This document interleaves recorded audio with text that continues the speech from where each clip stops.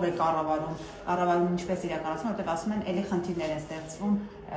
ժամանակավոր պաշտոնակատարի հետ կապված, հնարավոր է նրան եւս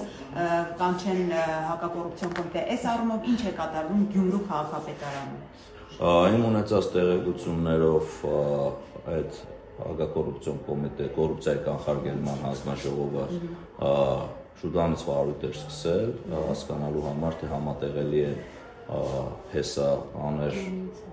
քաղաքապետ, փոխքաղաքապետ, հարաբերությունները, նաև մինչ որոշումը կայացնելը, հրապարակելը, առաջի տեղակալն է ժամանակավոր պաշտոնակատար նշանակվում կամ դառնում է ավտոմատ ժամանակավոր պաշտոնակատար, որպես այդպիսին պարզաբանումներ չկան այդտեղ, թե այդ գործընթացն է, թե համատեղելի է, թե համատեղելի չի, այս պահին իմ ունեցած տեղեկություններով քաղաքապետի ժամանակավոր պաշտոնակատարը առաջի տեղակալն է։ Նպատակ դրել է քաղաքացիական պայմանագիրը, որ ամեն գնով իշխանությունը վերցնի, որովհետև տեսնում ենք, որ Արթան Ղուկասյանի կուսակցության անդամներին հերթով կանչում են հակակոռուպցիոն կոմիտե կամ ընդհանրապես իրավապահ համակարգը նրանց հետ կոպիտ ասած ետևից է ընկել եւ ասում են, որ դուք ամեն ինչ անում եք, որպեսզի մանդատների անհավասարություն լինի եւ կարողանաք իշխանությունը վերցնել Գյումրիում։ Ուրիշ այդ դեժավյու եմ ոդս այդ նույն բանում ենք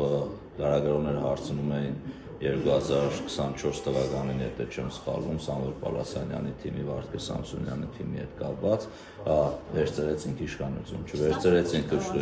չէ, եթե ասում ենք ամեն կնով վերցնել, ամեն կնովը նշանակում է վերցնել, մենք ամեն դեպքում նման գործելավոճ չունենք, ամեն կնով իշխանություն վերցնել, իշխանություն վերցնելու մի կին գիտենք մենք, այդ լեգիտիմ ընտրություններն են, այլ որևիցե ձև իշխանություն վերցնելու մենք չգիտենք, լսել ենք,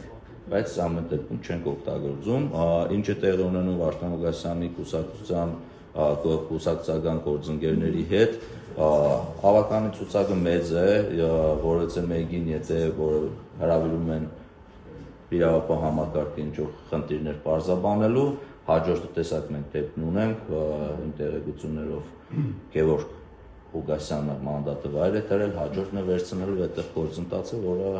իր հունով գնում է, իրանք իրանց ներսի ներկուսակցական խնդիրներն են լուծում, մեծամասնություն կազմելու